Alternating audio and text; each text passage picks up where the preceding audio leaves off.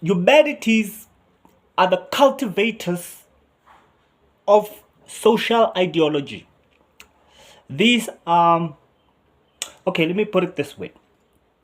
Let's borrow from our teachers.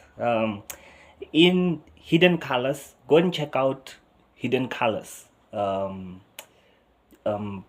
our brothers Tariq Nasheed. Go and check out his work.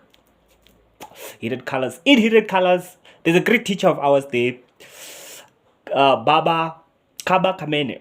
He speaks of the 3 M's that we're dealing with now as social cultivators, as the influencers, the shapers of the aspirations of society, right? We as Africans, yes, I'm biased, I'm African, have to take it, we have to look into how we got here in the first place. I know we don't. Our story is quite painful. It's one filled with, yes, that has been bombarded. You see, a small portion, a very small portion of our history has been reduced and codified into a sub-victim story, a losing story. So what that has done, that marketing has done, has created a sense of powerlessness for the African, which now takes away the interest of the African to look into it, because for you it's an L, especially for males, which I argue explains the dropout rate or the rebelliousness of males in the school system, right?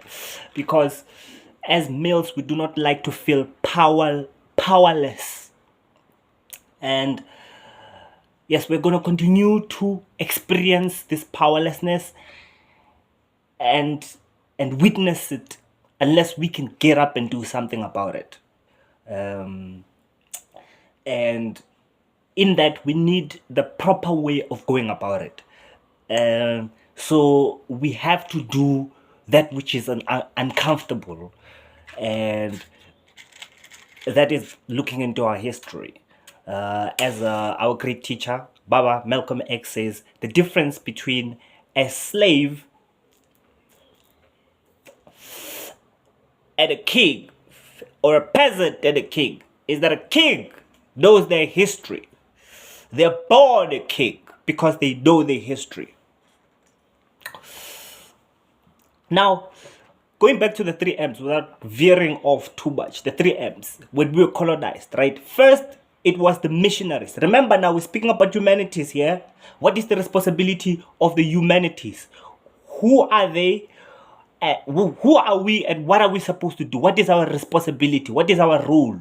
What is our value in society in particular? Because I feel that is been lost in context a lot of times, and that, you know, it only perpetuates to our problem, because then if now we dislike something or we are disinterested in fixing something that is a part of ourself, then we're bound to lose either way. Now, the 3 M's, right? First, it was the missionaries. Then just look at this quickly. The 3 M's. Missionaries. After the missionaries came the military. After the military came the merchants. Now remember, humanities are the cultivators of the ideology of a society.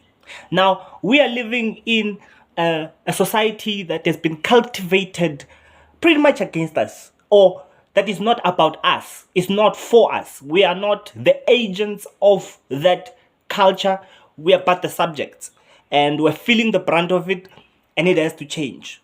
Now, out of the missionaries, the military, and the mercenaries, automatically you see that the first part of, or the most important part of a war, or colonization, or the ma'afa that we experienced, was first ideological. It was first conceived and most potently practiced by the humanities aspect of the colonizer, that which being the church and the politicians and the lawyers that were gonna now administer that, you know, and then the teachers. Remember now, the first schools, a lot of our schools and universities still today owned by the church, you know, missionary schools. So the mind, you still, this is right in our faces, you know. It's not, sorry, I have to keep the bushes burning. Now, the moment we can understand that,